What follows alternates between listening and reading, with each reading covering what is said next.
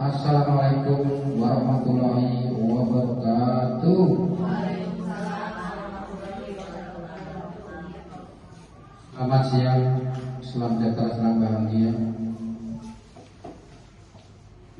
Lalu bersyukur tentunya kita sebagai umat beragama hari ini masih diberi nikmat lihat, masih diberi nikmat kesempatan sehingga bisa mengikuti acara yaitu pengibasan budaya positif di sekolah dari calon guru penggerak SD Cakung Barat 08 Ibu Sari.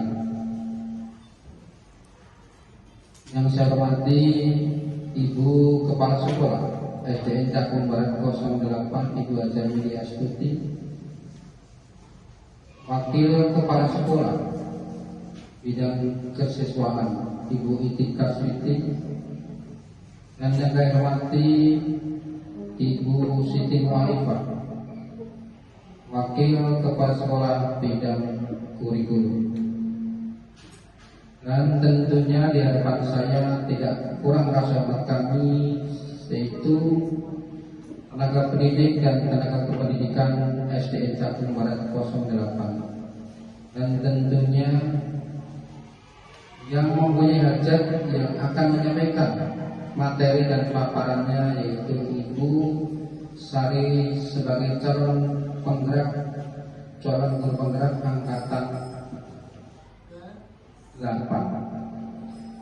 Baiklah Bapak Ibu, saya akan sampaikan susunan acara sebagai berikut. 1 yaitu pembukaan, yang kedua sambutan, yang ketiga penyampaian materi ataupun paparan dari calon guru penggerak tentang budaya positif di sekolah, dilanjutkan dengan diskusi, tanya jawab, masukan, saran dan testimoni atau sejenisnya dari Bapak Ibu yang hadir pada kesempatan hari ini. Dan nanti akan dilakukan closing statement dari salah satu guru senior yang ada di sekolah kita ini yang tentunya hadir bersama-sama kita. Itu kurang lebihnya Bapak Ibu acara kita yang kita ikuti dari awal sampai akhir. Mari sama-sama acara ini kita buka dengan bacakan basmalah. Bismillahirrahmanirrahim. Terima kasih atas berkenan membuka bersama-sama acara ini. Kemudian mudah-mudahan fadilah surat basmalah ini membawakan kita, mengantar kita acara ini terlaksana dan sebaik-baiknya bermanfaat buat kita semuanya. Memasuki acara yang kedua yaitu sambutan. Sambutan akan disampaikan oleh Kepala Sekolah SDN Cakung Barat 08. Untuk Ibu, kepada Ibu Haja Mili Astuti, waktu dan tempat kami persilakan dengan segala hormat. Terima kasih. Terima kasih atas waktu yang diberikan kepada saya. Bismillahirrahmanirrahim. Assalamualaikum warahmatullahi wabarakatuh.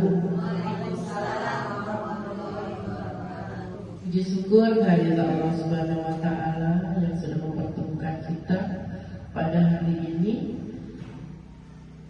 dalam rangka pengimbasan budaya positif di sekolah yang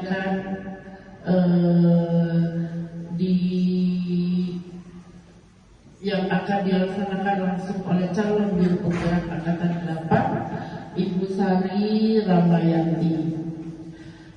Mari kita ikuti bersama, kita ambil ilmunya, kita saling sharing, kita manfaatkan waktu untuk bertukar pikiran yang nanti kesemuanya akan bermuara kepada pengibasan budaya positif yang akan kita terapkan kepada anak-anak kita. Saya berharap kesempatan yang baik ini bisa menambah wawasan keilmuan kita tentang pentingnya budaya positif di lingkungan sekolah. Demikian yang bisa saya sampaikan. Terima kasih. Billahi taufiq wa hidayah. Wassalamualaikum warahmatullahi wabarakatuh.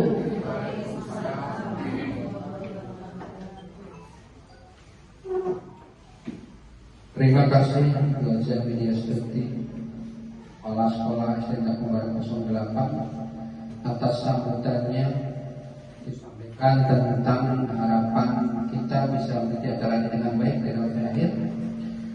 Kita harapkan manfaat yang luar biasa buat kita semuanya, khususnya anak-anak SDN Cakung Barat 08. Dan Bapak Ibu diminta partisipasi aktifnya untuk nanti di acara berikutnya, sehingga Bapak Ibu suasana diskusi kita hidup, masukan dan saran tentunya sangat bermanfaat bagi Ibu Sari Ramayanti sebagai calon guru penggerak.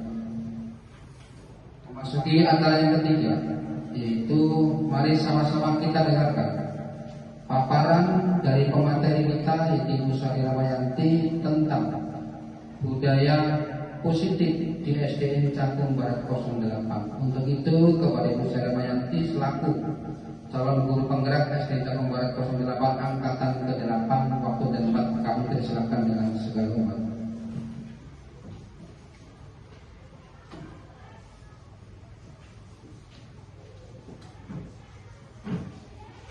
Bismillahirrahmanirrahim. Alhamdulillah, terima kasih kepada Bapak Jody yang sudah memberikan waktu kepada saya.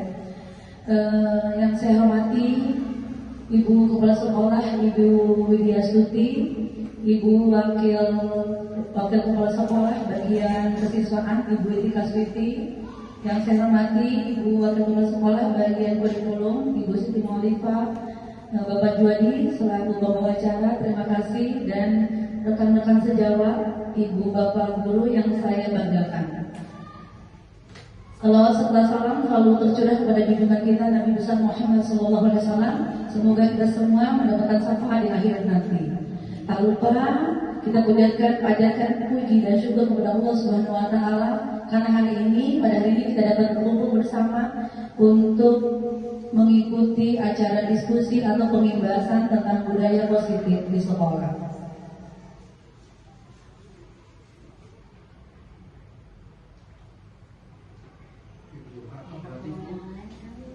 Ya, untuk selanjutnya langsung saja ya Bu.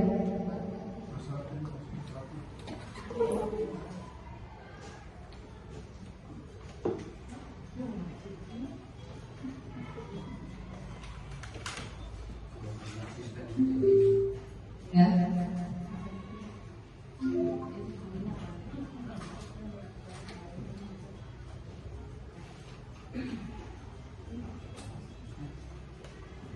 Ya.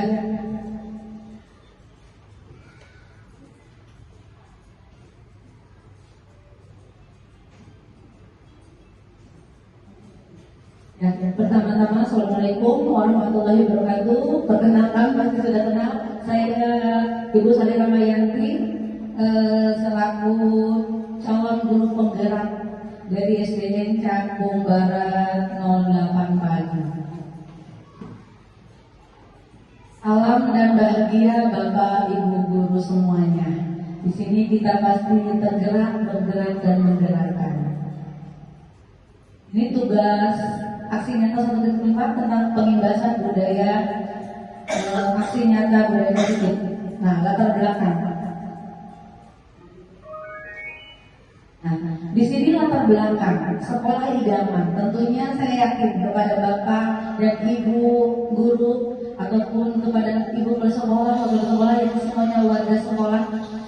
Nah, latar belakang sekolah idaman. Pasti kita mengidamkan sekolah yang kita impikan, sekolah yang mampu menciptakan kenyamanan, memberikan kemerdekaan untuk hidup dan berkembang bagi peserta didik sesuai kodratnya. Karena kemarin kita sudah berdiskusi bahwa peserta didik itu beragam, yang pasti sesuai dengan kodrat alam dan kodrat zaman. Mereka datang ke sekolah untuk mengharapkan pembelajaran dari kita, dan masing-masing mempunyai latar belakang berbeda. Sekolah tersebut akan berusaha sekuat tenaga. Tentunya SDN Cakung Barat akan memberikan yang terbaik untuk para peserta didik kita. menciptakan suasana yang penuh dengan keharmonisan dan kebiasaan positif yang tentunya saya yakin kita semuanya sudah melaksanakan di sekolah ini. Faktanya kebanyakan lingkungan sekolah belum memberikan keleluasan kepada peserta didik. Nah, peserta didik masih terkekang dengan budaya negatif. Di sini kita akan mewujudkan bagaimana budaya positif itu. Peserta didik menghindari pelanggaran karena takut dikucilkan. Jadi anak-anak datang pagi cuma hanya takut dihukum sama bu guru atau pak gurunya. Peserta didik menaati peraturan karena takut dihukum. Contoh kayak upacara, mereka hanya takut dipajang di depan teman-temannya. Itu adalah salah satu yang budaya, sudah budaya tapi masih budaya negatif. Artinya tidak ada motivasi dari diri mereka. Mereka hanya takut karena takut dihukum dan dikucilkan. Peserta didik akibatnya peserta didik melakukan kebaikan hanya pada saat di sekolah ataupun hanya saat di depan orang lain. Artinya kita suka bilang ini adalah pencitraan. Nah, dengan seperti itu adalah budaya negatif. Di depan kepala sekolah, di depan guru mereka baik, tapi di luar sana kita banyak mendengar, banyak melihat bahwa peserta didik banyak yang tidak mempunyai budaya yang kita harapkan. Next.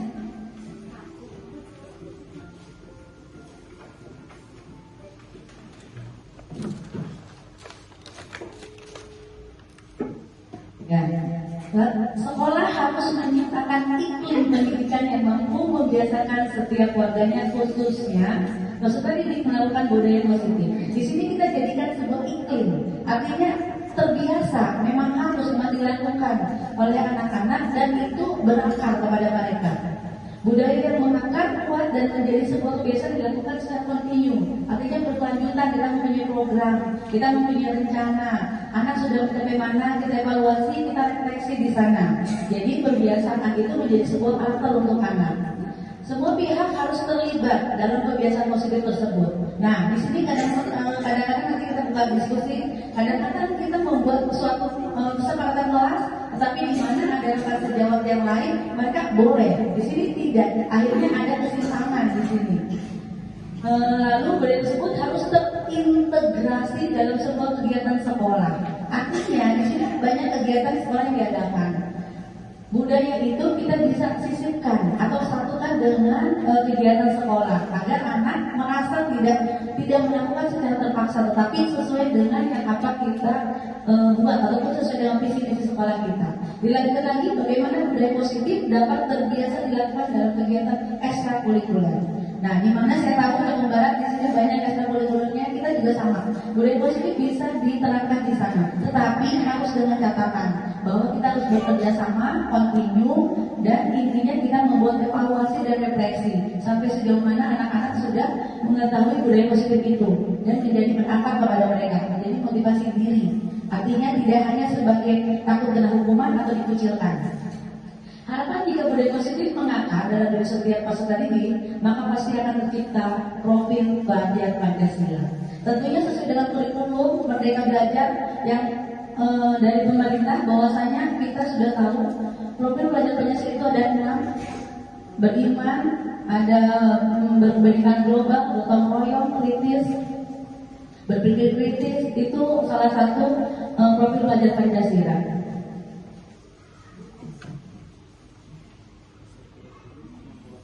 Nah, di sini tujuannya menumbuhkan budaya positif dengan keyakinan kelas.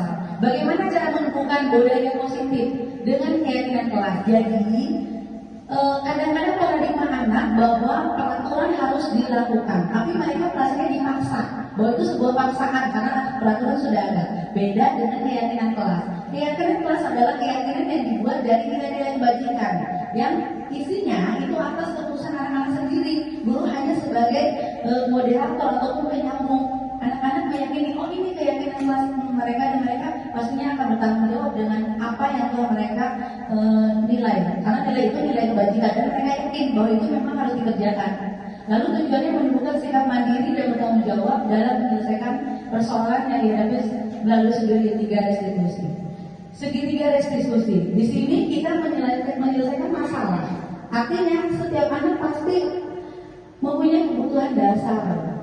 Setiap anak pastinya nanti pasti beberapa akan mempunyai masalah. Di sini guru nanti ada kontrol.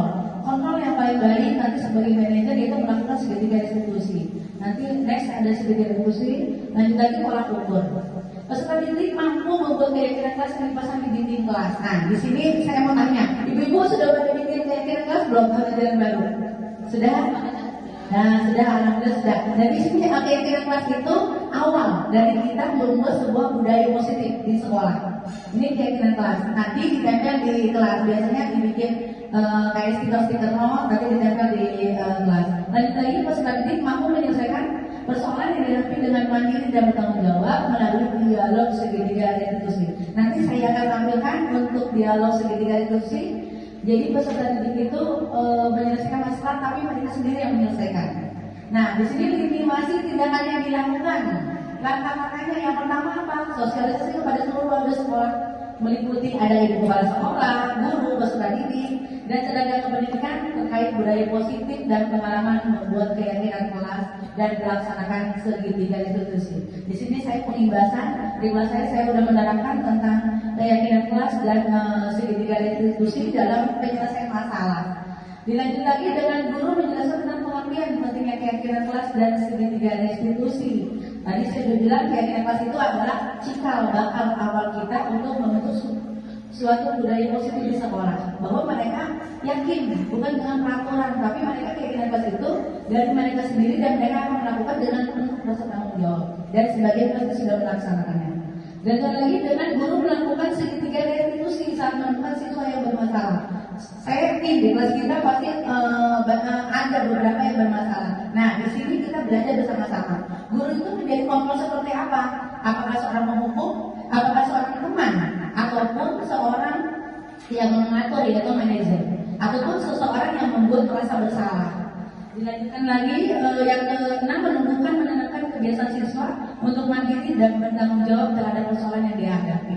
Nah, di dalam segitiga restitusi ini, anak diajarkan untuk menjadi tanggung jawab. Mereka memecahkan sendiri masalahnya tanpa kita harus menyuruh. Kamu seperti ini ya, tidak seperti itu.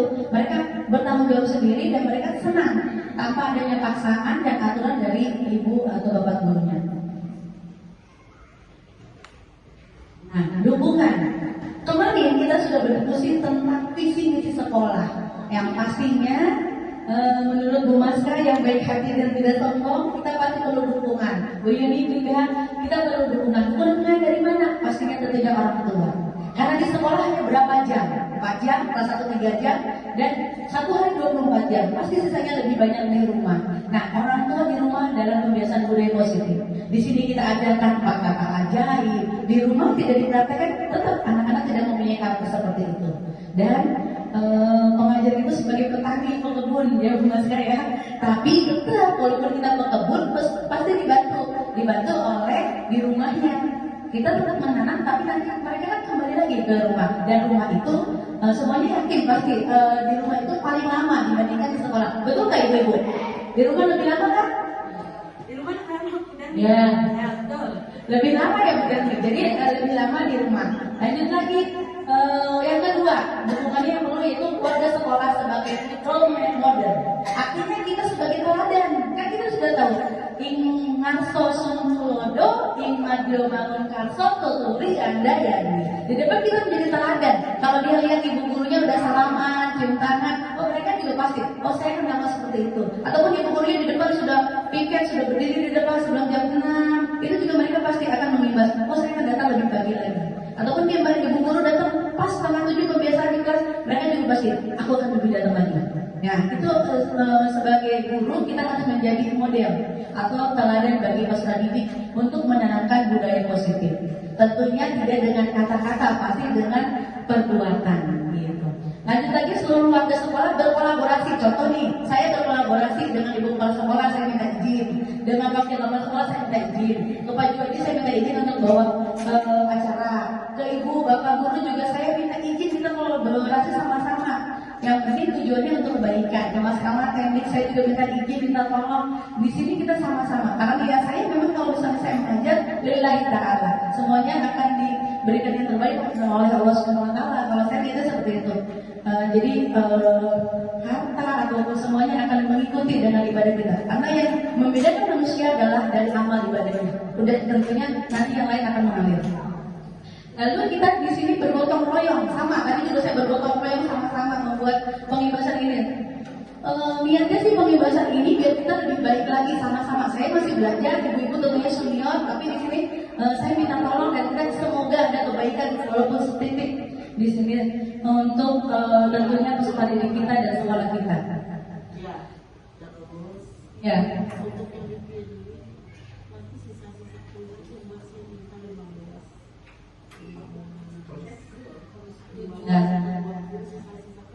Ya, di sini bergerak bersinergi dalam menciptakan serta membiasakan budaya positif di sekolah. Di sini kita bersinergis, artinya kita sama-sama. Di sini ada wakil kepala sekolah bagian kesiswaan, wakil kepala sekolah bagian kurikulum, pastinya mempunyai program-program untuk kemajuan sekolah kita. Di sini kita sebagai bapak ibu guru, warga sekolah, kita akan membuat budaya positif itu dapat berjalan dengan kita menjadi seorang teladan untuk anak-anak kita dan pastinya memotivasi, mendorong dari belakang.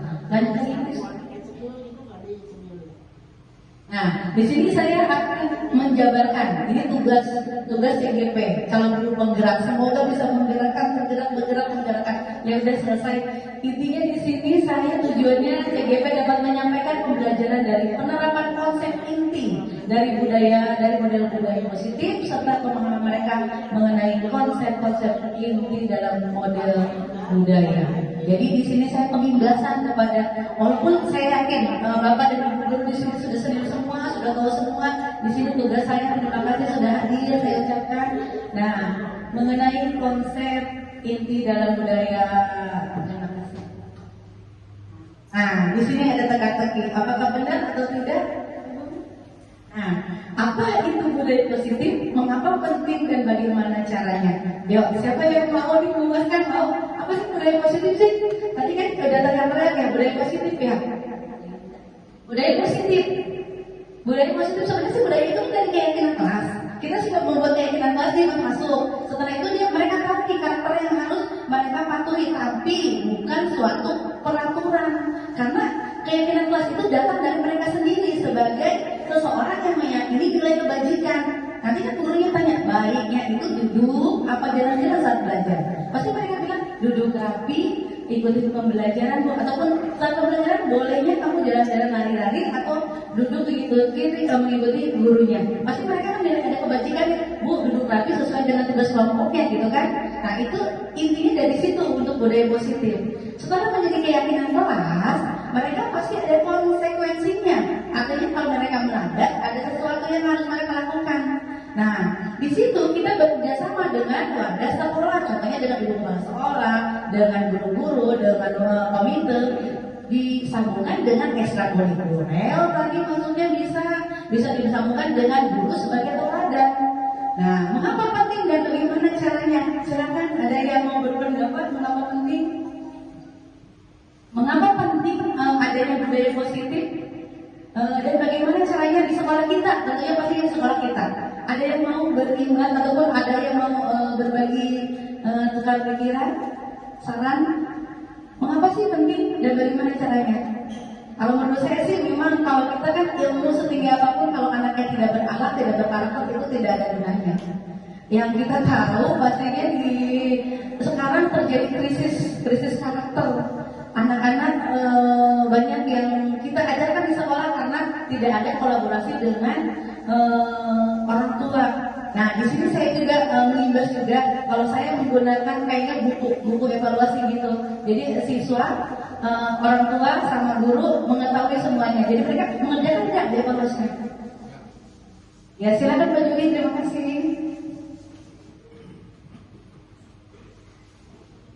Ini saya pembicara tapi juga peserta. Terkait dengan budaya positif di sekolah, menurut saya adalah ada dua hal. Satu yaitu yang kita ciptakan sebagai suatu inovasi. Yang kedua adalah yang sudah ada di sekolah ini kita tingkatkan sehingga lebih baik lagi dari sebelumnya. Hal itu bisa dilakukan dengan beberapa cara. Budaya positif ini bisa tentang tata tertib sekolah. Bapak Ibu, masing-masing kelas tentu sudah punya tata tertib. Sekolah pun juga mungkin sudah punya tata tertib untuk anak-anak kita. Tapi ini kan namanya inovasi, ini namanya mungkin tambahan-tambahan yang perlu dilakukan apabila Bapak Ibu akan menambahkan yang sudah disepakati di sekolah. Itu mungkin bagian dari budaya positif, misalnya untuk tata tertib. Nah, tata tertib ini tentunya adalah harus disepakati bersama. Untuk itu makanya disampaikan di awal dengan mengundang orang tua salah satunya, atau dengan memberikan lembaran-lembaran kepada orang tuanya, sehingga anak tahu, orang tua tahu, sekolah tahu, semua yang berkepentingan dengan tata tertib itu saling mengetahui dan bisa melaksanakan dan ditindaklanjuti dengan sebaik-baiknya. Yang kedua, ini terkait sekolah kita, yaitu tentang penghijauan.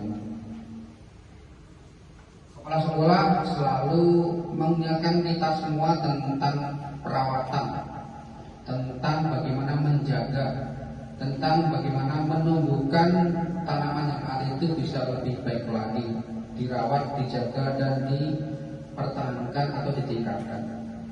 Ini seharusnya juga budaya positif di sekolah kita, sehingga sekolah kita akan lebih tampak hijau, tampak asri, nyaman, dan katakan mungkin lebih baiklah dibandingkan ini, karena terjadi produksi tentang mungkin oksigen yang lebih banyak. Yang lain mungkin terkait dengan budaya yang juga Bapak Ibu Guru juga, yaitu tentang penanganan sampah atau kebersihan sekolah. Ini kan yang sudah mungkin bagian dari kita semuanya, kehidupan kita paling meningkatkan. Kebersihan adalah sebagian dari iman. Itu perlu diingatkan kembali. Makanya benar Ibu, sosialisasi, kolaborasi, sinergitas, gotong royong itu adalah bagian dari itu. Mungkin mensikapi itu dulu. Mungkin Bapak Ibu Guru yang lain bisa menyampaikan yang lain. Sedikit dari kami mudah-mudahan bisa menjadi bahan diskusi atau memasukkan dan memberikan suasana di acara Ibu ini. Ada beberapa hal yang mungkin mengingatkan kita semuanya. Assalamualaikum warahmatullahi wabarakatuh. Terima kasih kepada Bapak Juwadi. Ya, tentunya berarti mengapa penting dan bagaimana caranya, karena Ibu Bapak Guru pasti sudah mengetahui, dan tadi Pak Juwadi juga sudah memberikan contohnya di sekolah kita. Dan yaitu akhirnya karakter dari kebiasaan-kebiasaan baik akan terbentuk sebuah budaya positif. Jadi anak-anak mempunyai karakter, lalu budaya positif akan terbentuk. Next. Salah satu. Nah, saya mau coba Ibu pilih salah satu. Disiplin atau disiplin positif? Disiplin atau disiplin positif? Pilih Bu. Disiplin atau disiplin positif? Disiplin apa sih Bu? Disiplin kan mematuhi mematuhi peraturan, mengikuti. Kalau misalnya atau disiplin positif apa? Pilihnya mau disiplin atau disiplin positif. Nah, di sini diajarkan di modul 1.4 bahwa tentunya kita harus memilih disiplin positif. Disiplin benar disiplin, tetapi dengan anak disiplin di situ ada tekanan, ada merasa takut, ada merasa mereka melakukan hanya gara-gara takut dihukum, takut dikucilkan oleh teman-teman, ataupun takut tidak diterima pastinya, ataupun seolah Bapak Ibu Guru dipandang ini anak malas gitu, atau ini anak tidak bisa mengikuti peraturan. Beda dengan disiplin positif. Kalau disiplin positif, mereka melakukan hal itu, tapi adanya dari dalam diri mereka, dan mereka meyakini saya melakukan ini untuk masa depan saya meyakini bahwa melakukan ini memang kewajiban saya, dan itu adalah nilai kebajikan buat saya, tanpa ada yang mengontrol mereka, tanpa ada guru, tanpa ada siapapun. Itu sudah menjadi keyakinan mereka. Jadi terjadilah motivasi intrinsik yang ada dalam diri mereka. Itu bedanya. Lalu motivasi perilaku untuk menghindari ketidaknyamanan atau mendapat imbalan atau menghargai diri sendiri dengan nilai yang dipercaya. Nah, mereka akan mendapatkan, tidak kan ada Bu, kalau misalnya kita disiplin nanti akan mendapatkan imbalan reward. Tetapi yang paling luhur, yang paling tinggi yaitu menghargai diri sendiri dengan nilai yang dipercaya. Makanya dengan membuat kita keyakinan kelas, kita tahu ini keyakinan kelas sudah.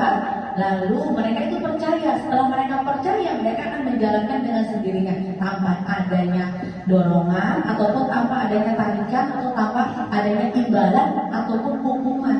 Mereka sudah akan bisa menjalankan sendiri. Nah, di sini ada rasa tanggung jawab karena mereka yang menentukan sendiri nilai kebajikan itu.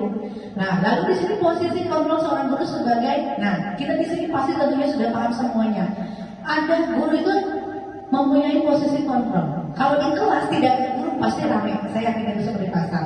Nah, di sini ada kontrol yang pertama yaitu guru sebagai penghukum. Kalau anak berbuat salah pasti dihukum. Ada lagi kontrolnya pembuat merasa bersalah. Pembuat merasa bersalah, kalau kamu seperti itu bagaimana nak? Pasti berbuat bersama, membuat merasa bersalah. Lalu ada lagi guru yang sebagai teman. Saya tahu Pak Jody itu sebagai teman. Semua anak muridnya dekat dengan Pak Jody. Guru sebagai teman. Ataupun guru sebagai pemantau. Itu biasanya wakil kepala sekolah pasti memantau keadaan siswanya. Ataupun bagian siswa pasti dipantau. Oh ini begini. Ini pemantau. Dilanjutkan lagi yang terakhir yaitu sebagai manajer. Nah di sini sebagai manajer yaitu posisi kontrol yang paling baik. Seorang manajer hanya mengatur kamu seperti ini, kamu seperti ini, yang menjalankan di bawah. Kita tidak usah repot-repot untuk seperti apapun itu. Anak sudah mengerti sendiri karena mereka mempunyai tanggung jawab yang dihasilkan dari keyakinan kelas tadi. Dan mereka buat sendiri karena adanya rasa nilai kebajikan yang mereka yakini, bukan guru yakini, mereka sendiri yakini. Dilanjut lagi ada kesempatan kelas atau keyakinan kelas.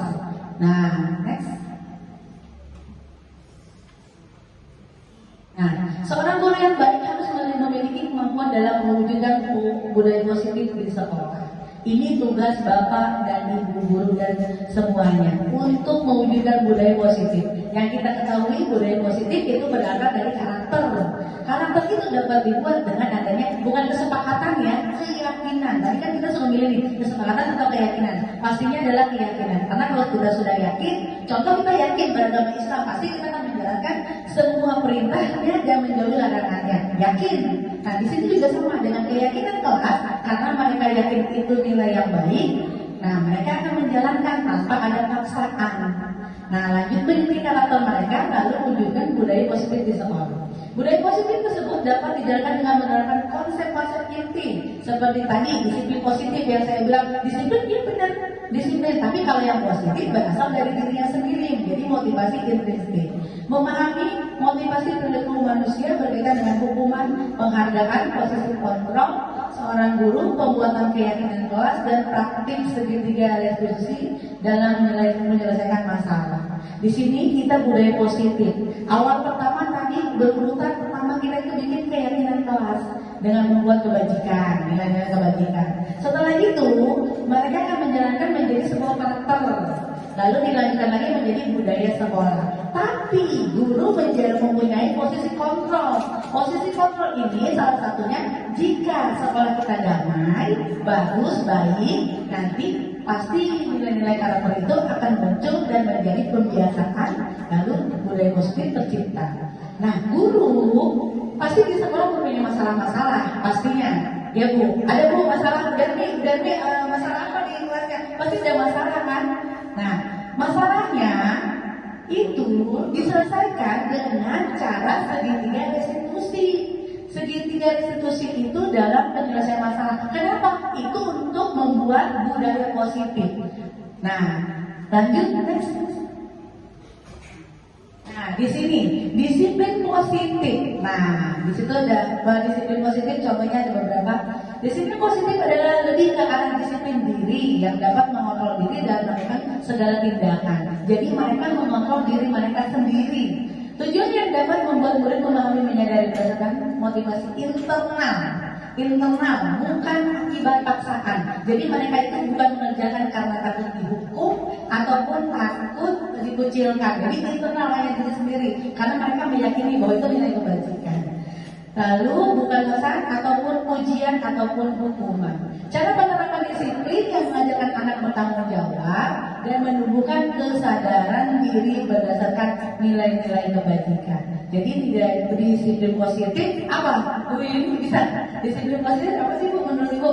Disiplin positif itu kalau diucapkan itu sangat mudah dan indah sekali. Namun kadang-kadang saya belum jawab yang disiplin positif ya. Kadang-kadang di hari-hari yang kita lalui ini kita menemukan anak yang sulit sekali untuk mengajak berdisiplin positif itu. Nah, yang saya tanyakan di dalam hati saya ini, bagaimana ya anak ini? Kan mesti ada di dalam kelas itu.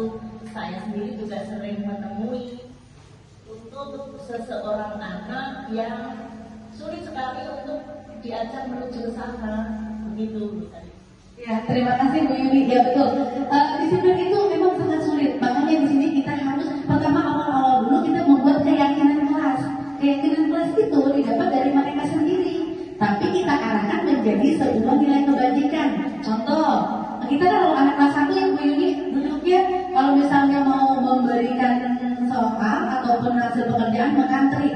Kadang-kadang anak teriak-teriak langsung masuk. Tapi kita nanti akan membuat keyakinan kelas. Kemarin kita sudah membuat keyakinan kelas ya UKMS. Nah, apakah lebih baik mengantri atau dulu-duluan?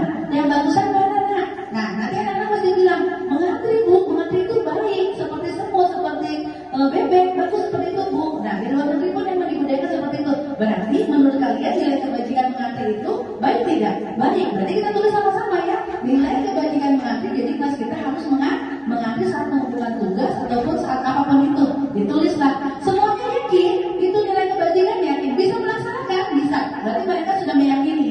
Dengan mereka begitu nanti kita akan praktekkan segitiga restitusi. Tapi namanya anak pasti akan melakukan kesalahan. Nah, disinilah budaya positif. Guru akan melakukan segitiga restitusi. Nanti saya akan praktekkan di sini. Next.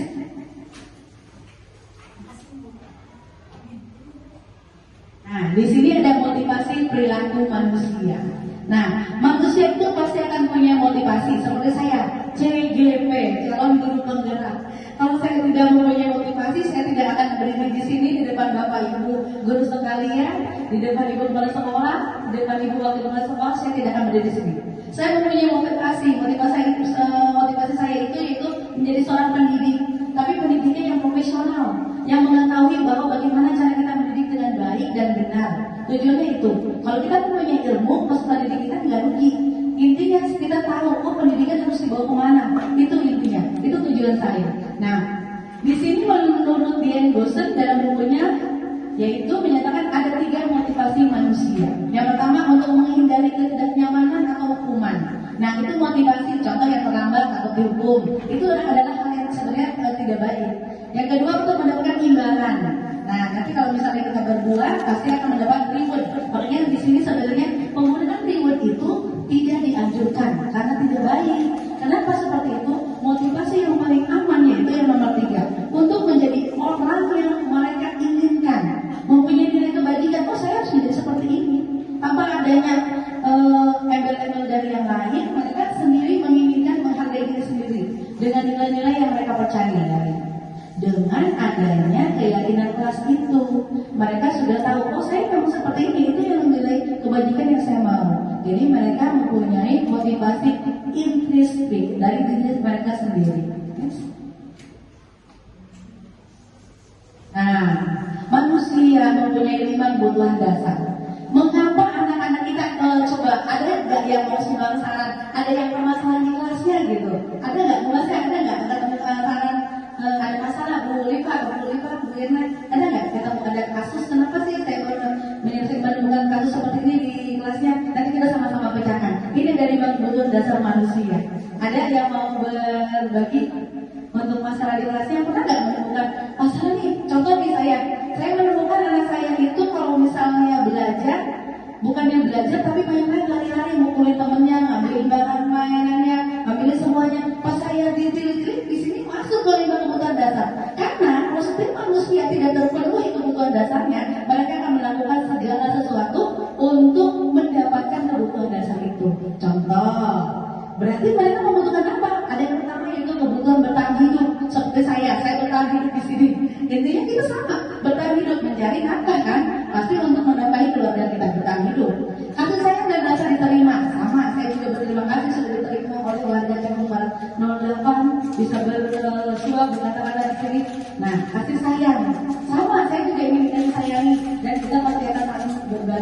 sayang. Lalu yang ketiga itu penguasaan, kebutuhan pengakuan atas kemampuan, di mana kita suka memberikan, oh kamu pintar, tapi diberikan reward atau apapun itu untuk penghargaan. Lalu kebebasan, kebutuhan akan pilihan. Anak-anak juga kadang kalau kita sedang belajar, kamu mau menulis terus, bu guru kamu menulis terus, aku mau nonton video, bu guru aku mau nonton video, aku maunya praktek, bu guru kamu maunya menari, menulis, atau kamu guru aku maunya mendongeng. Itu adalah sebuah kebebasan. Di sini adalah kebutuhan dasar manusia. Makanya kalau misalnya ada anak yang lari-lari saat belajar, mencari-cari perhatian, berarti mereka inginnya punya kasih sayang, diperhatikan oleh ibu gurunya, ataupun mereka mempunyai kebutuhan akan pilihan kebebasan. Mungkin pembelajarannya monoton, ataupun mereka tidak suka, akhirnya rasa bosan terlihat. Dengan bosan begitu mereka mencari perhatian ke yang lain. Nah disinilah kita harus mengetahui 5 kebutuhan dasar itu. Yang kelima itu kesenangan. Saya yakin, saya kalau di depan lapangan pasti menari, menyanyi, kita semuanya memperoleh kesenangan. Pasti, saya lihat ibu bapak guru juga kadang-kadang pasti tertawa, tersenyum, itu sebuah kesenangan. Dan anak pun harus mempunyai kebutuhan kesenangan itu. Jadi belajar itu harus menyenangkan dan berpihak kepada anak. Walaupun kita sebagai bapak ibu guru tentunya agak kerepotan dengan pembelajaran berdiferensiasi. Artinya perbedaan yang model-modelnya macam-macam, Bu. Nanti kita akan belajar. Next. Nah, 5 kebutuhan dasar manusia. Semua orang senantiasa berusaha untuk memenuhi dengan berbagai cara. Bila mereka tidak mendapatkan kebutuhan dengan cara yang positif, mereka bisa melanggar peraturan atau melakukan hal-hal yang tidak sesuai dengan kebajikan. Pastinya, saya punya murid hambet, Bu. Hambet itu anaknya lari-lari terus. Nggak tahunya, Bu, dia dari umur sampai 8 tahun dengan nenek kakeknya yang notabene sudah tua, tidak ada perhatian, mama papanya kerja, sama. Dia hanya lari-lari, membuat kenakalan-kenakalan kecil, padahal setelah dipelajari, dia hanya ingin membutuhkan kasih sayang ataupun perhatian. Setelah diadakan segitiga restitusi, baru kita tahu, oh seperti itu. Berarti untuk memenuhi kebutuhannya seperti itu. Muridnya tidak begitu berhasil secara akademik, mungkin kebutuhannya kan penguasaan tidak terpenuhi di sekolah. Nah, di sini kita kadang suka melihat anak yang belajar kok nggak ngerti-ngerti, nggak bisa-bisa. Kenapa ya? Ini di akademiknya. Mereka tidak terpenuhi di sekolah, padahal mereka mempunyai minat yang lain. Berarti di minat yang lain. Oleh karena itu, mungkin dia akan mencoba, kemudian kebutuhannya penguasanya dengan mencoba mengatur orang lain di lapangan bermain, atau bahkan menyakiti mereka secara fisik. Jadi penyimpangan itu dilakukan oleh peserta didik kita karena adanya ketidak terpenuhi kebutuhan manusia. Nah itu salah satunya. Next.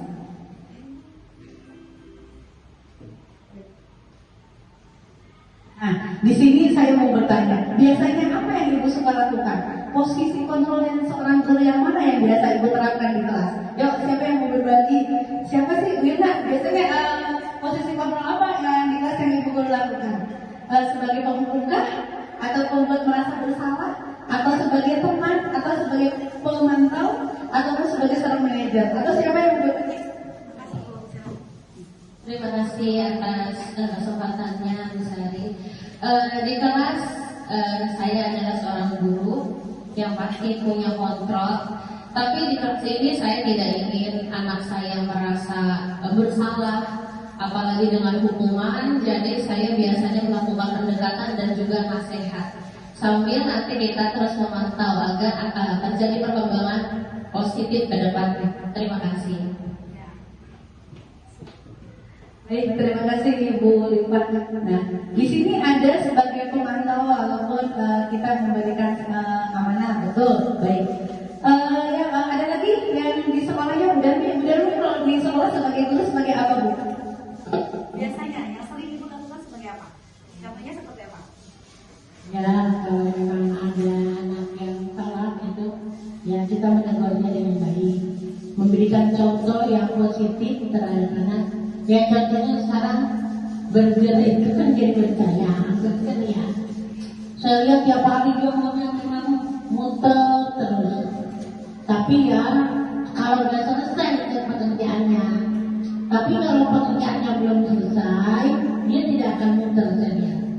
Ya, yang pertama berarti kita harus memberikan tugas terhadap anak itu sehingga akhirnya tidak banyak bermain. Gitu aja. Terima kasih Bu. Berarti Ibu salah satunya banyak yang menggunakan pemantauan ataupun penghukuman, mungkin jarang ya penghukuman. Jadi bagaimana kesan-kesannya dengan sebagai teman? Apakah teman itu lebih baik di sini? Nah, di sini dalam posisi kontrol seorang guru, biasanya penghukum. Kalau penghukum ya seorang penghukum bisa menggunakan hukuman fisik maupun verbal dengan kata-kata yang tidak baik. Ini sebagai guru sebaiknya dihindari atau tidak Bu? Dihindari ya, dihindari dengan verbal, apalagi fisik itu sekarang sudah tidak boleh juga ya Bu. Jadi verbal. Dan dilakukan itu kalau verbal langsung ke hati, kadang-kadang anak masih membekas. Saya pun membekas Bu.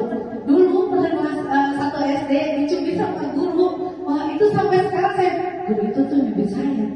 Padahal saya cuma nggak ngerjain PR 1 soal doang ketinggalan, saya dicubit. Sampai sekarang saya masih membekas. Jadi tinggalkan pembekasan kepada anak nilai yang positif. Sampai sekarang saya masih sayang sama guru saya, ngajak saya ke Monas. Guru itu yang ngajak saya ke Monas. Saya belum pernah ke Monas. Itu sampai terkenal sampai sekarang. Ada guru itu, guru itu baik pasti. Tinggalkan nilai-nilai positif untuk anak kita. Jangan membuat anak-anak menjadi yang verbalnya sampai sekarang. Nah, pembuatan merasa bersalah. Ini juga sama. Guru akan bersuara lebih lembut. Pembuatan rasa bersalah akan menggunakan keheningan yang membuat orang lain merasa tidak nyaman, bersalah atau rendah diri. Pastinya ini seperti kayak nasihat. Kalau seperti itu harus seperti apa? Kalau begini bagaimana? Tapi ini juga posisi kontrol yang sedikit mengaruh kepada anak. Tidak membekas. Di awal iya siap, tapi setelah keluar kelas akan berubah seperti itu lagi. Apalagi di rumah mereka, apalagi nggak ada gurunya, sudah tidak akan membekas. Ini juga posisi kontrol yang sedikitnya dihindari oleh kita. Dilanjutkan lagi teman. Nah contohnya Pak Juwadi berteman dengan anak muridnya. Nah di sini adalah posisi tidak akan menyakiti murid, tapi kita mengontrol murid. Nah di sini ada kelemahannya, teman bagus, tapi ada kelemahannya.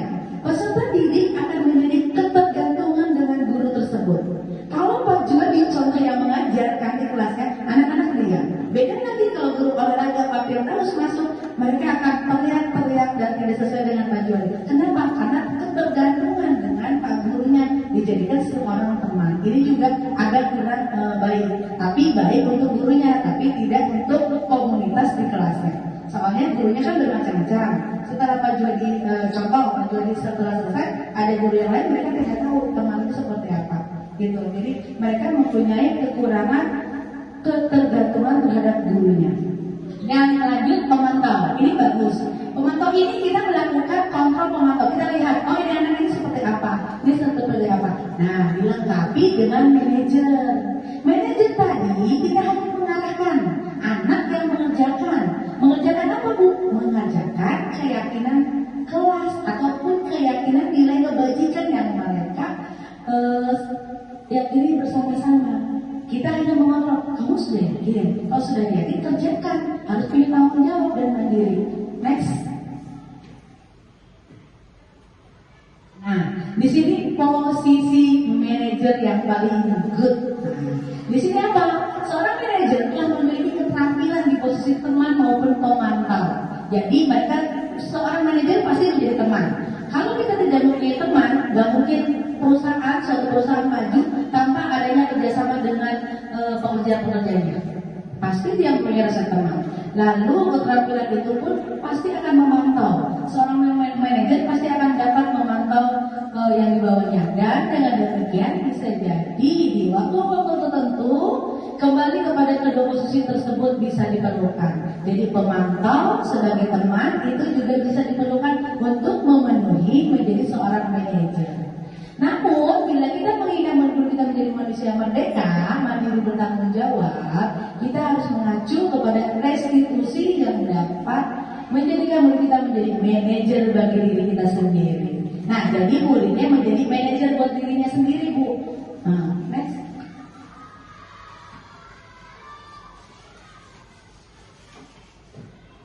Nah, keyakinan sekolah ataupun kelas. Ini kita sudah tahu ya Bu, keyakinan itu yang bersifat lebih abstrak daripada peraturan. Jadi saya lagi punya misi Bu, mengubah peraturan menjadi sebuah keyakinan. Kenapa seperti itu? Ada yang bisa jawab Bu Linda? Mengapa kita harus mengubah peraturan menjadi keyakinan kelas? Ya, silahkan.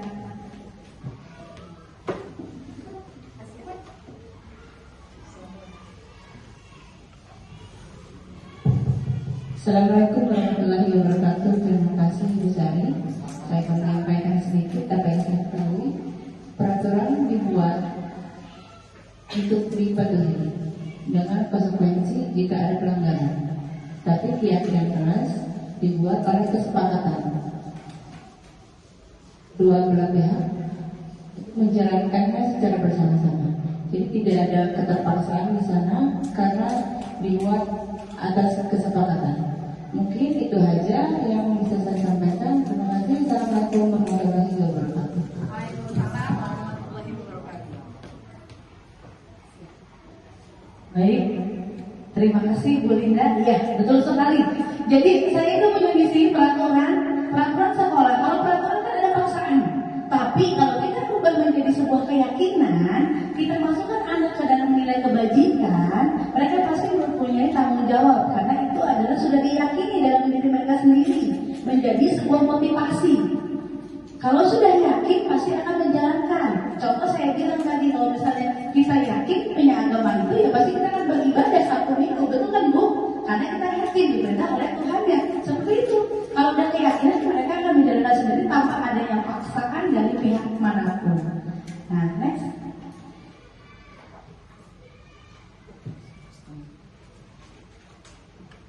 Nah, di sini ada segitiga restitusi dalam penyelesaian masalah.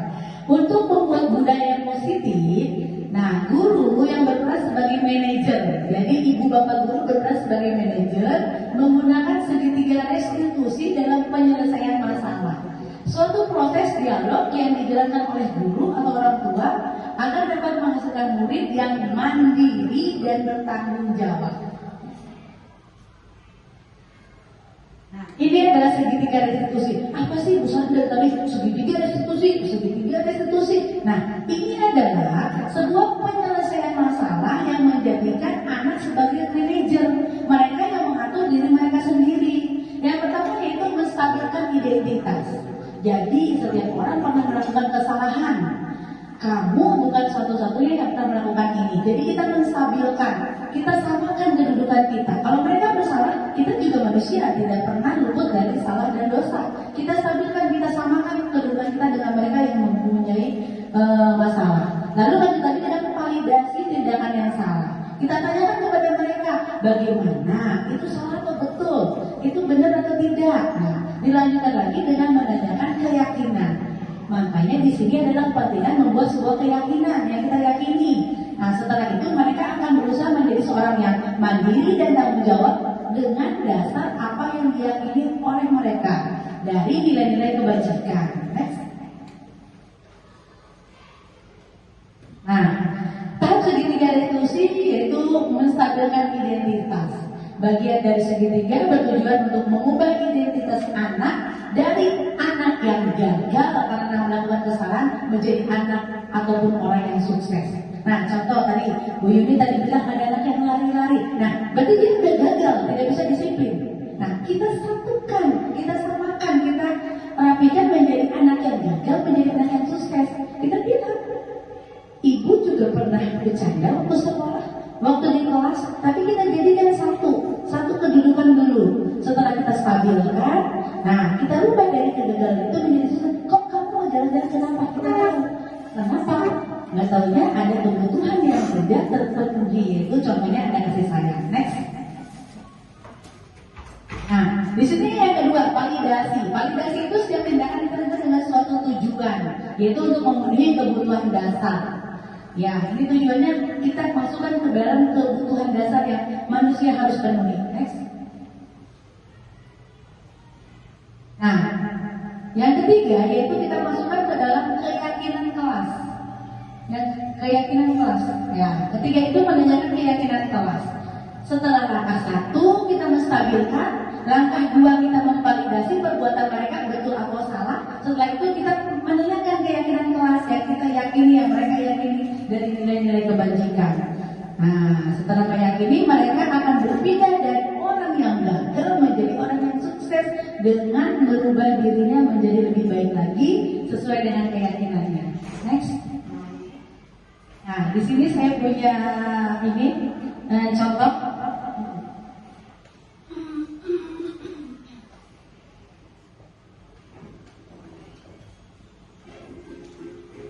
Ya, silakan disimak saja ya, Bu.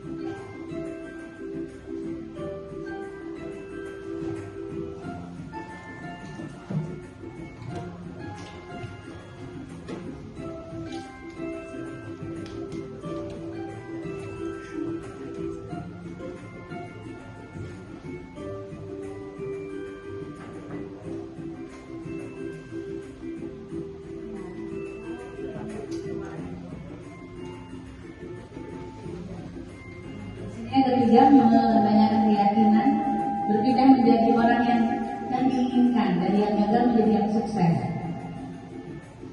Nah, di sini saya ada kasus pertama yang saya dapat di kelas 1.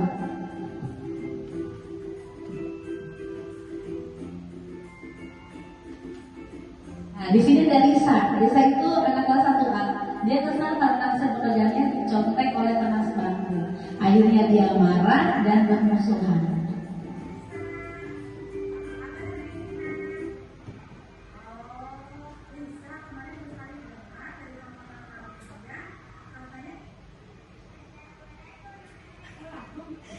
Ya, bentar.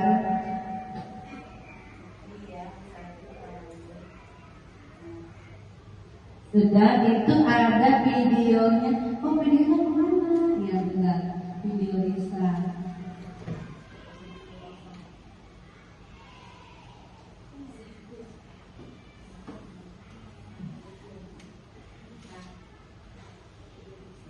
Ya, silakan.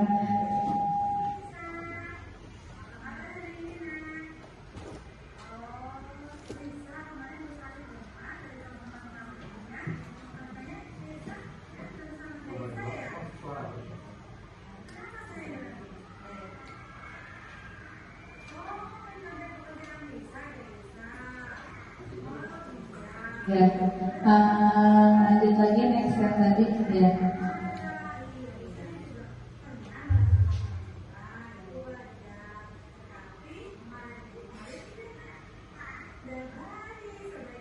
Ya, itu dibawa ke keyakinan kamu kelas.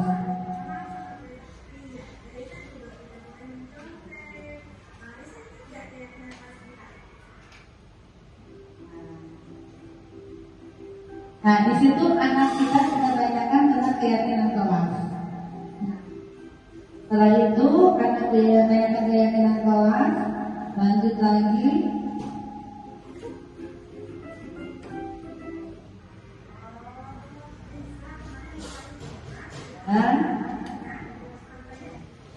Nah, di sini ada tanggapan dari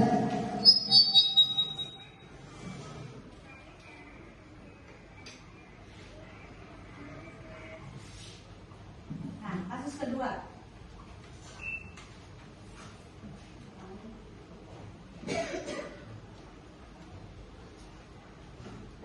Nah, di sini ada Apik. Apik itu suka bermain, bercanda sampai pukul temannya. Akhirnya dia dipukul lagi, lalu mereka jadi bermusuhan.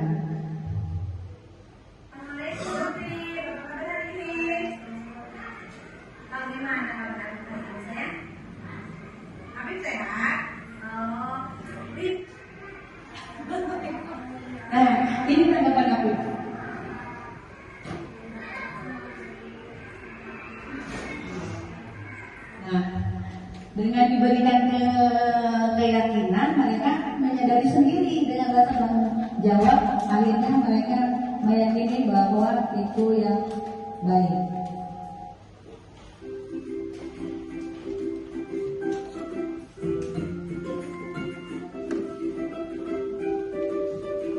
Nah, sejauh mana pemahaman saya tentang konsep-konsep inti tersebut? Nah, ini tadi konsep yang tadi budaya. Nah, yang saya ketahui tentang ini tadi tentang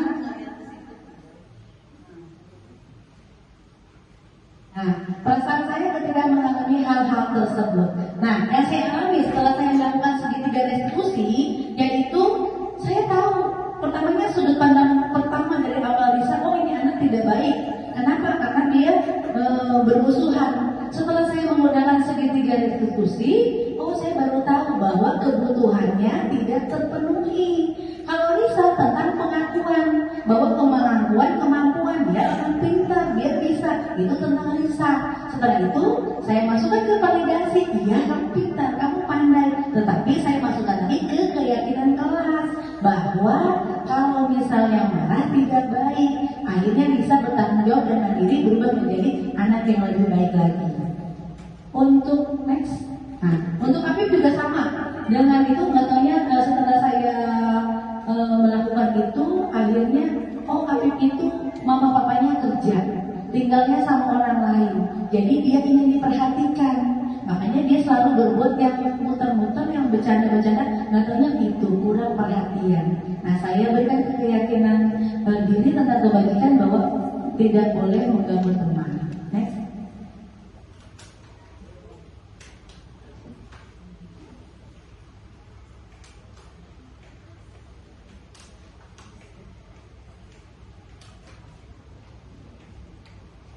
Nah, untuk rekaman sudah ini orang-orang hebat, orang-orang yang saya banggakan, tentunya warga Sekolah Cakung Barat. Terima kasih sudah datang, sudah ikut pengibasan. Terima kasih Bu Kepala Sekolah, Bu Wakil Kepala Sekolah semuanya. Semoga kegiatan hari ini dapat nilai kebajikan. Kita semuanya dapat mengubah peraturan menjadi keyakinan kelas dan anak-anak melakukan keyakinan itu menjadi sebuah karakter dan terwujudnya sebuah budaya positif di sekolah kita. Dan tentunya kita menginginkan peserta didik yang mempunyai karakter yang baik. Terima kasih semuanya. Wassalamualaikum warahmatullahi wabarakatuh.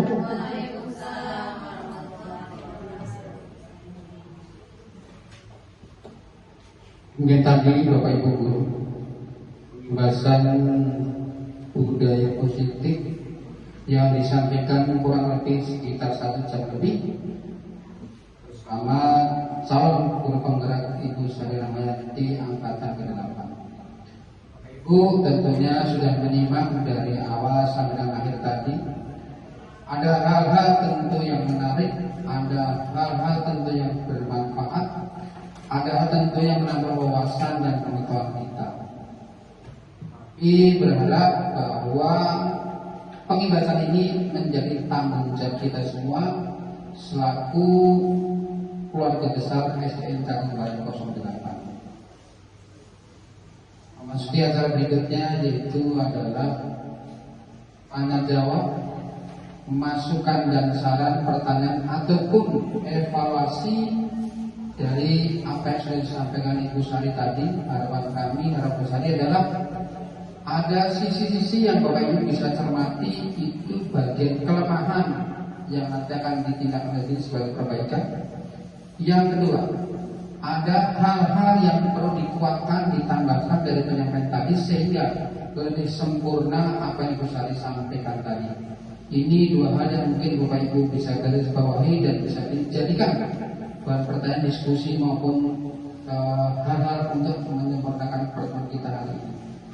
Persilakan, mungkin saya mulai dari blok sebelah kanan dulu. Saya minta masukan dan sarannya dari teladan saya. Oh, ada yang mengacungkan tangan dulu. Dan saya mau dilihat Bu Didi itu orang hebat bagi saya. Silakan Bu Arifah, monggo. Saya Assalamualaikum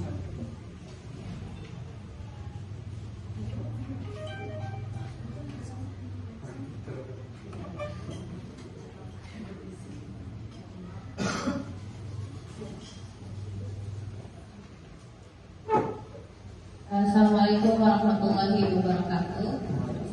Terima kasih kepada Bu Sari, Ibu Kepala Sekolah, Ibu Wakil Kepala Sekolah, dan juga Pak Jody yang telah mempersilahkan saya. Hanya sedikit tambahan kalau menurut saya, tadi kita menyimak siapa saja sih yang berperan untuk pembiasaan atau budaya positif di sekolah, Pak. Jadi menurut saya selain warga sekolah, anak-anak, guru, kemudian tata usaha dan lain sebagainya gitu. Jadi menurut saya lingkungan juga penting sekali gitu. Kenapa? Saya merasa sia-sia gitu loh. Sebenarnya bukan merasa sia-sia, cuma ya ampun saya udah ngajarin anak nih yang baik-baik di sekolah gitu kan. Dengan pembiasaan-pembiasaan, kemudian tentang kesepakatan kelas kita sudah buat, tetapi ketika dia kembali ke rumah bertemu dengan orang-orang lingkungan rumah yang lingkungannya seperti itu gitu, yang alhamdulillah luar biasa ya Pak, Bu, di lingkungan cakungan kita tahu seperti itu. Jadi yang tadinya di sekolah ini sudah baik-baik gitu, ketika kembali ke rumah, nah itu dia jadi faktornya. Nah mungkin masukan dari saya, selain dari sekolah, dari pihak lingkungan juga berpengaruh terhadap budaya positif di sekolah. Demikian, terima kasih. Assalamualaikum warahmatullahi wabarakatuh. Terima kasih Ibu Siti Mu'alifah. Menurut saya benar adanya bahwa lingkungan itu menjadikan waktu mereka terbanyak di luar selain ada waktu mereka di sekolah. Ini Bu Sari tolong ditanggapi, karena ternyata benar lingkungan sentuhannya kalau saya bilang mungkin masih kurang ataupun perlu ditambahkan. Mungkin seperti apa tanggapan Bu Sari, dipersilakan. Terima kasih Ibu Mulifah untuk masukannya. Nah, lingkungan di sini kita kan berkolaborasi dengan orang tua. Nah, orang tua menjadi monitoring di rumah. Tentunya dengan lingkungan yang mereka harus kondisikan untuk anaknya. Saya menggunakan seperti buku penghubung atau buku evaluasi dengan orang tua. Apakah mereka sudah melakukan di rumah? Nah, tinggal kita menjawab orang tua terhadap lingkungannya. Terima kasih, semoga semuanya bisa bekerja sama menghasilkan anak-anak yang mempunyai budaya positif dan karakter yang baik. Terima kasih Bu. Ya, solusinya membuat buku evaluasi. Jadi kita mempunyai buku sambung ataupun membuat dengan orang tua jadi ada evaluasi. Anak sudah sejauh mana nih dikerjakan, contoh sholat 5 waktu. Mereka punya bukunya. Anak melakukan arah oleh orang tua. Nanti di sini baru kita setiap bulan menggunakan pertemuan dengan orang tua, apakah sudah sampai ke sana apa yang kita budayakan di sekolah seperti itu. Cuman kendala orang tua pasti salah satunya, Bu, di rumah saya tidak mendukung, yang lain sholat, yang lain pada main. Jadi itu adalah PR kita bersama. Ya, terima kasih. Sudah ditanggapi oleh Bu Sari, Bu Mu'alifah. Ini adalah bentuk mungkin tanggapan yang sifatnya adalah perlu ditindaklanjuti bagaimanapun terkait dengan orang tua. Ada berkasus nanti seperti apa, titik rawan di daerah mana, kelas mana yang kira-kira mungkin potensi terbesarnya. Misalnya petaan itu kayak nanti, sehingga nanti ketemulah hal-hal yang perlu digarisbawahi ataupun menjadi catatan. Saya dari blok sebelah kanan, Bu Haji Darmi, Bu Lina dan Bu Diki, dipersilakan. Boleh dipersilakan.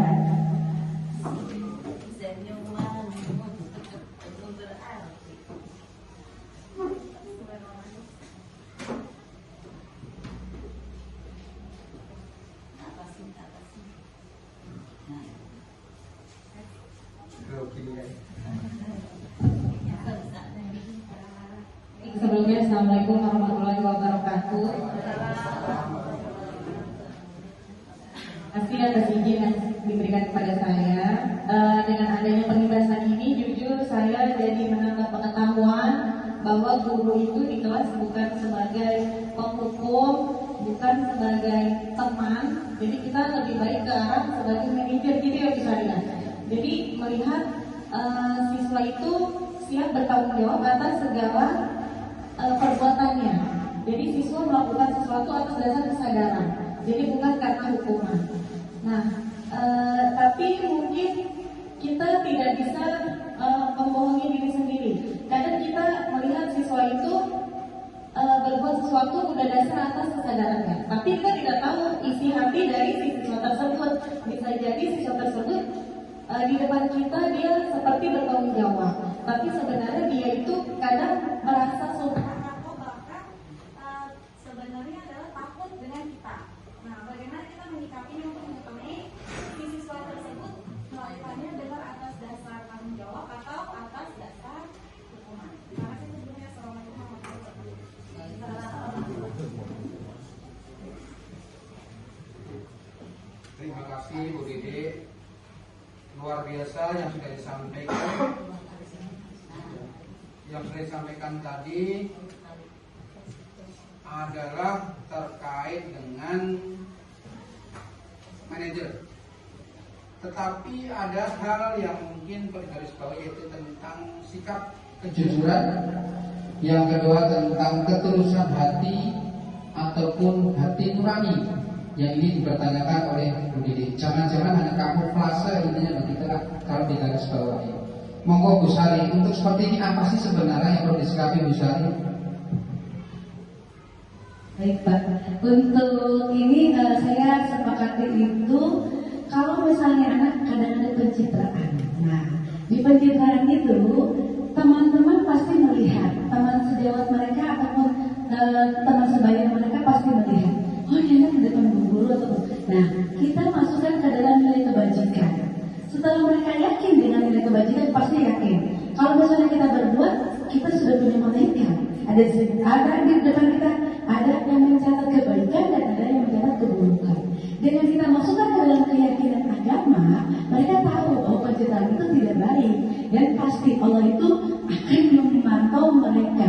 Contoh puasa, orang tidak akan ada yang tahu kalau ada yang minum di samping sana. Tapi dengan mereka yakin bahwa nilai kebajikannya puasa tidak boleh makan dan minum, mereka walaupun itu tidak ada orang, tidak akan mereka minum atau makan. Nah, jadi diarahkan anak ke dalam keyakinan itu. Contohnya keyakinan keagamaan. Itu Bu, terima kasih. Ini diskusi, senang saya melihat hal seperti ini.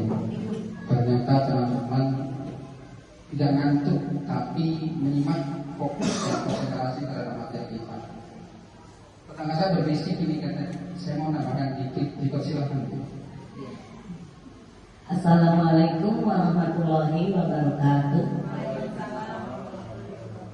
Yang terhormat Ibu Kepala Sekolah SDN Cakung Benak 08, Ibu Widya Astuti SPDMN. Yang saya hormati Bapak Ibu Guru semuanya. Terima kasih lagi sudah memberikan kesempatan pada saya. Maaf Bu Sari ya, dan saya menambahkan sedikit. Untuk tadi tentang lingkungan yang disampaikan sama Bu Lipa, kemudian saya bilang Bu Sari solusinya bagaimana gitu. Tadi katanya orang tua punya buku ide, ada Bu Lipa sayang di sekolah sudah diajarin baik-baik, sudah diajarin sama Bu Lipa disiplin segala di sekolah baik, sehingga di rumah nakal contohnya, misalnya dia ikut nongkrong-nongkrong atau ikut ngamen. Nah, seperti itu bagi orang tua juga harus penuh perhatian di rumah. Misalnya diberikan solusinya, diberikan kegiatan. Contoh kegiatan yang akademik, misalnya les matematika. Rata-rata kan di sini matematika kurangnya. Kemudian diberikan ekskul. Nah, jadi mereka tuh punya kegiatan sehingga tidak banyak waktu luang karena diberikan kegiatan. itu solusi yang untuk di rumah. Kemudian Bu Dede, tadi saya menyimak ya Bu Dede, yang lebih bagus guru sebagai manajer. Memang iya, guru sebagai manajer kelas. Kalau manajer kita ibu kepala sekolah kita ya, wajar seandainya ibu kepala sekolah memberikan briefing, kemudian nasihat-nasihat. Nah, itu adalah kewajiban ibu kita. Nah, murid kewajiban guru. Nah, untuk itu memang bagus sebagai manajer, tapi harus ada untuk memberikan solusi kepada murid bahwa murid itu bisa dijadikan teman, tapi jangan terlalu dekat, nanti dia ngelinjak seperti itu. Dan jangan juga terlalu galak, seperti saya juga udah mulai galak kelas 1. Kesel banget ibu sama si Kinali itu. Jadi yang saya ada tuh tiap hari emosi aja. Mulai sedikit udah ribut. Kita lagi berbicara, Bu Ayu sedang memberikan materi, ya Bu Ayu berantem lagi. Nah, jadi ya boleh sebagai manajer, boleh sebagai teman, boleh juga sebagai pemantau, iya. Jadi ya jangan terlalu dekat juga, jangan sehingga nanti melunjak, dan jangan juga terlalu galak, nanti tidak disukai murid. Begitu. Jadi itu saja Bu Sari menurut pendapat saya. Mudah-mudahan bermanfaat bagi kita semua. Billahi taufiq wal hidayah. Assalamualaikum warahmatullahi wabarakatuh. Oh, ini dia yang ditunggu-tunggu. Kalau Bu Maska belum bicara kayaknya belum lengkap rasanya. Silakan. Mudah-mudahan pencerahan yang mohon izin Ibu, Pak Jody dan Ibu. Assalamualaikum warahmatullahi wabarakatuh. Dari diskusi kemarin yang Bu Sari, kita membicarakan masalah budaya, kedisiplinan, sampai sekarang penindasan. Sekarang saya muncul lagi kata hukuman, kan berarti kata hukuman yang ini saya tanyakan masalah hukum.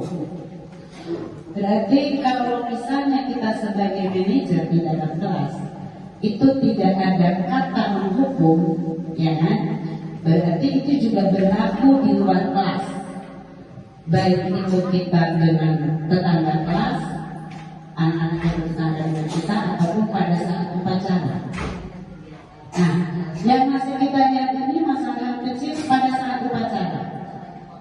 Anak tidak menggunakan atribut atau masalah berarti kan tidak disiplin. Sekarang kita akan mengharapkan disiplin yang positif, berarti yang keluar dari dirinya sendiri, dari keyakinan, kan itu. Yang saya tanyakan, terus bagaimana nanti pada saat upacara dengan anak-anak yang tidak menggunakan atribut lengkap, itu masih ada kata menghukum. Kamu dihukum, barisnya di depan kelas. Berarti itu kan sudah tidak relevan lagi dengan manajer sekolah, dengan kata-kata yang hukuman itu dihilangkan, kata hukuman itu dihilangkan. Nah, yang saya tanyakan adalah itu bagaimana solusinya. Terus kedua lagi, ada anak misalnya tidak mengerjakan PR atau tidak membawa sesuatu yang diinginkan oleh gurunya atau siapapun, itu ada kata seringkali saya dengar, saya hukum, kamu nggak boleh ikut pelajaran. Itu kan nanti kata hukum itu sudah membudaya dalam diri si guru itu, ya kan? Sekarang ini kan kita mau menghilangkan. Atau misalnya lagi tetangga kelas misalnya berantemlah anak saya dengan anak Bu Darmi, katakanlah. Nah, atau ada sesuatu yang saya ketahui dari anaknya Bu Darmi melakukan kesalahan, ya kan? Itu spontanitas dari mulut saya akan ada kata-kata, nanti saya hukum ya kamu, ya kan? Saya hukum ya kamu, nanti nggak boleh ini, saya bilang itu gurunya begini-begini. Itu kan kata ancaman. Berarti sementara yang akan kita lakukan di pembelajaran ini kepada anak-anak tidak ada kata ancaman, tidak ada kata hukuman. Nah, tadi ada beberapa solusi ya kan, untuk merealisasikan budaya ini, yaitu dengan buku penghubung. Kita harus selalu berhubungan dengan orang. Nah, selama saya menjadi guru itu sudah pernah dilakukan buku penghubung, ya kan? Buku penghubung itu sudah pernah dilakukan, tetapi ternyata tidak berjalan. Kadang orang tua hanya menulis yang dia bisa karang aja supaya anaknya selamat di sekolah, tidak lagi dihukum. Saya rasa itu bukan suatu yang akan menjadi solusi yang terbaik. Nah, yang saya tanyakan, bagaimana solusinya kita sebagai guru, terutama kita dulu, menghilangkan kata hukum kepada anak. Ya kan, itu dulu yang harus kita hilangkan, kata hukum. Nah, kata apa yang pantas kita ucapkan kepada anak supaya anak ini tidak merasa terancam. Tuh. Kedua, tadi Bu Itin bilang kita tidak boleh terlalu dekat sama murid, nanti akan menjak. Benar, itu benar sekali. Nah, berarti kan dua, terlalu dekat tidak boleh, sekarang hukuman pun tidak boleh. Berarti kan kita harus cari yang tangan-tangannya yang seperti apa, ya kan? Di sini kan Bu Sari sudah mempelajari budi dan budaya. Pastinya yang muda-muda itu sudah banyak sekali bekal-bekal seperti ini. Kalau kami yang tua-tua itu sudah mungkin dapat. Nah, kami ingin tahu, walaupun mungkin saya masih 1 tahun lagi, mudah-mudahan bisa saya manfaatkan, saya realisasikan di kelas. Nah, apa sih yang pantas, karena kalimat yang pantas, yang tidak mengancam anak dengan kata hukuman. Terus nanti pada saat upacara anak tidak ada lagi merasa terhukum di depan kelas, ya kan? Tidak merasa terhukum di depan kelas, tetapi mereka tetap belum bisa memenuhi kewajibannya menggunakan atribut yang lengkap. Itu saja mungkin pertanyaan saya.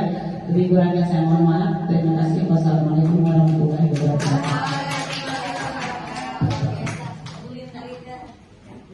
Waduh, itu baik dan dimasukkan saran keren kita diskusi. Silakan Bu Linda. Tentunya ada khusus sebagai guru penggerak untuk mengajarkan.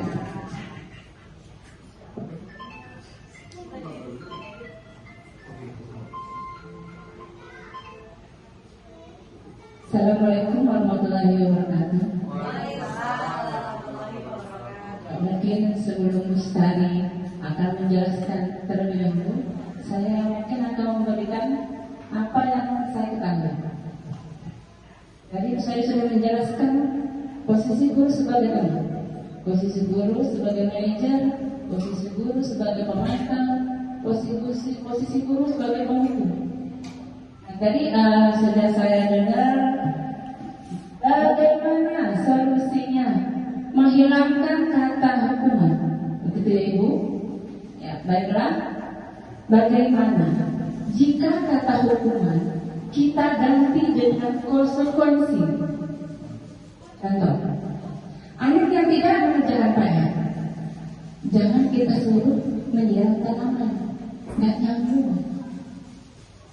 Anak yang tidak mengerjakan PR, kita suruh lari 10 keliling, nggak nyambung.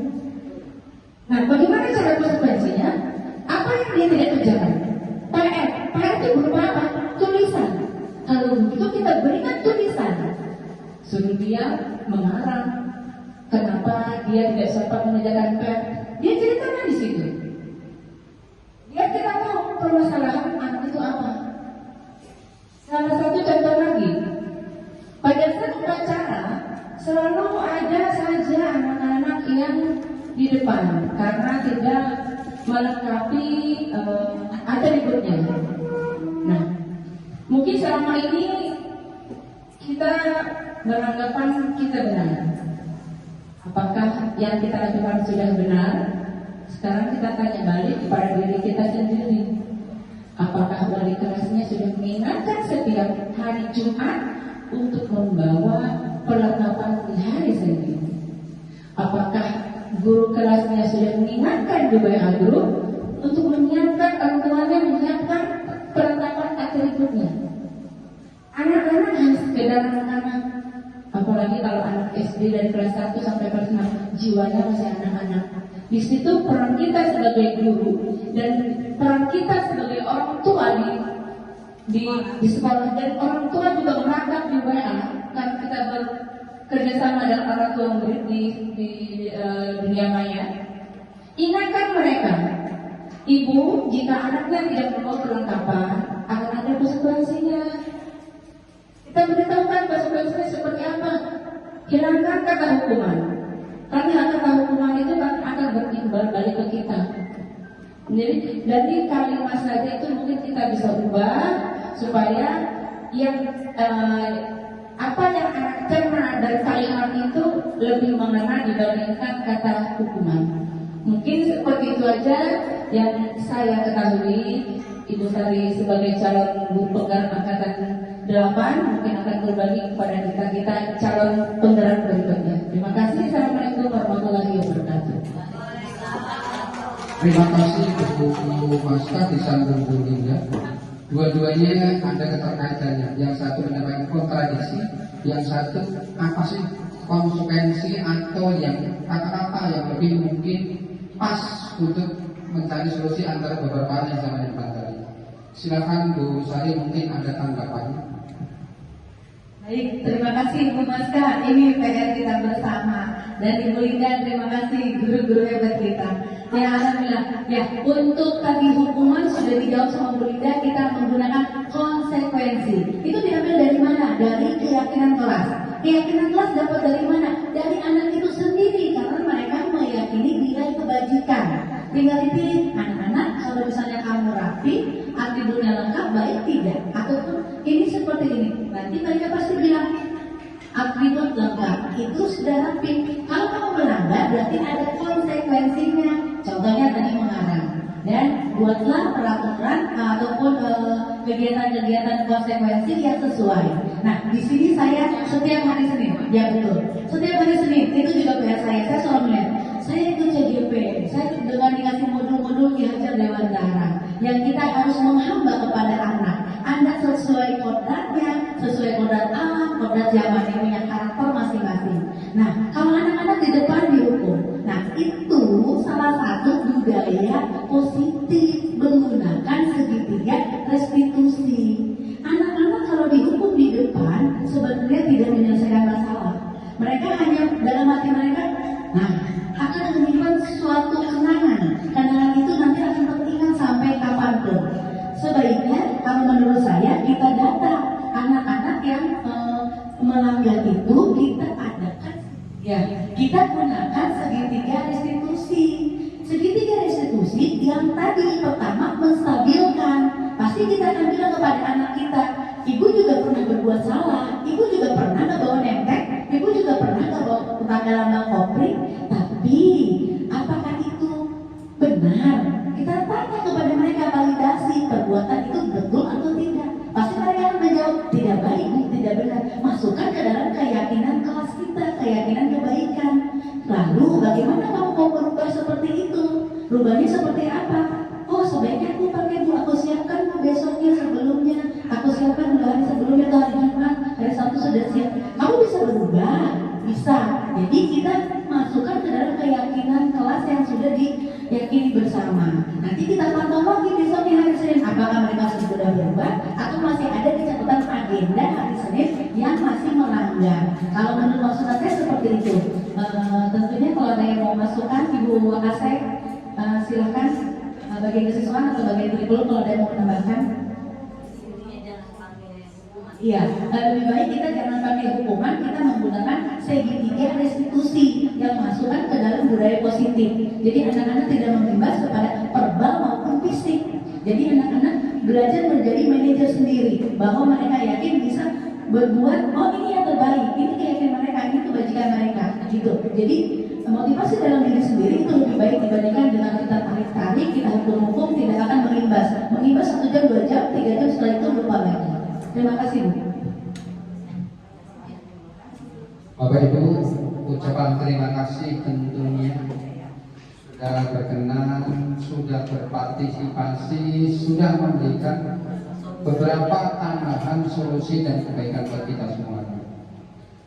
Saya mungkin closing statement saja dari beberapa disampaikan kita dan beberapa masukan dari teman tadi. Ternyata memang budaya positif itu harus kita terapkan di sekolah. Budaya positif harus menjadi kehidupan dari keluarga besar SDN Kampung Barat 08. Karena dalam hal ini setelah kita lihat materi yang disampaikan tadi, ini adalah akan membentuk karakter mereka sehingga nanti menjadi pelajar yang sesuai dengan apa yang disampaikan mutunya dari Ki Hajar Dewanto. Bapak Ibu, di awal tadi sudah disampaikan tentang beberapa hal terkait dengan positif ini, yaitu dari awal itu tentang menciptakan iklim pendidikan yang baik, yang kondusif. Ada langkah-langkahnya lini masa untuk menjadikan budaya positif ini. Ada penguatan pilihan-pilihan yang mungkin harus kita sikapi dari beberapa tadi, termasuk guru ternyata punya kemampuan untuk mewujudkan budaya positif, karena ini adalah terkait dengan namanya perilaku manusia, di mana perilaku manusia itu harus mencukupi atau memenuhi kebutuhan dasar hidupnya. Tentunya ini adalah kehidupan di sekolah. Bapak Ibu, ada banyak hal sampaikan juga terkait dengan diakhiri dengan segitiga restitusi. Itu adalah bagian dari solusi untuk kalau terjadi hal-hal yang perlu disikapi dan ditindaklanjuti. Itu mungkin yang dapat kami sampaikan sebagai closing statement atas paparan pada siang hari ini. Tentu saya berbicara mengucapkan terima kasih Bapak Ibu. Apa yang berkaitan menjadi amal kebaikan kita, menjadi catatan kebaikan kita, barokah untuk kita dan stakeholder semuanya di SDN Kampung Barat 08. Selaku penjara tentu saya mohon maaf apabila kata kurang berarti Bapak Ibu, perilaku saya kurang sopan ataupun Bu Sari ada yang disampaikan tadi kurang berarti Bapak Ibu, ada yang belum sesuai dengan yang diharapkan, tolong sama kita maklumi dan maafkan. Kebaikan tentu adalah harapan kita semuanya. Mari kita tutup acara ini di acara kelima, yaitu sama-sama kita bacakan alhamdulillah. Alhamdulillahirobbilalamin. Dan acara kita dari sudah selesai. Bapak Ibu silakan bisa diri untuk